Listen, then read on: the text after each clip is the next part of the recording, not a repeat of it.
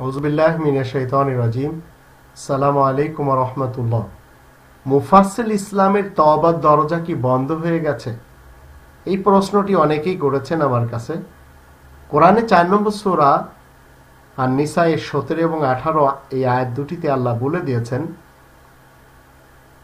যারা না জেনে কোনো অপকর্ম করে তাদের তওবা আল্লাহ কবুল করেন, কিন্তু ওই সমস্ত লোকদের তওবা কবুল হয় না যারা ওয়ালাইসাতি তাওবাতু লিল্লাযিনা ইয়ামালুনা সাইয়্যাত, যারা সমানে জেনে শুনে এই গুনাহের কাজগুলি প্রসার এবং প্রচার করতে থাকে।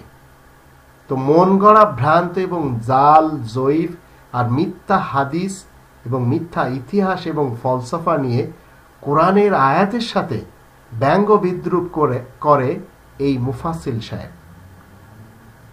আর তার আসল ইচ্ছাটি কি? কোরআন 48 নম্বর সূরা আল ফাতহ এর 15 নম্বর আয়াতে আল্লাহ বলে দিয়েছেন, ইউরিদুনা ইউবাদদিলু কালাম আল্লাহ। তার আসল টার্গেট হলো এই কালামুল্লাহকে বদলে দেওয়া।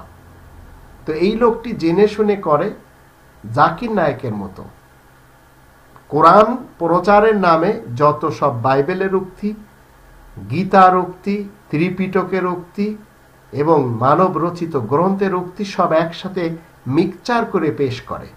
তো এই মিক্সচার দেওয়ার জন্য, এই গোলমোল ঘোল খাওয়ানোর জন্য এই পৃথিবীতে কোনো নবী রাসূলদের আগমন হয়নি।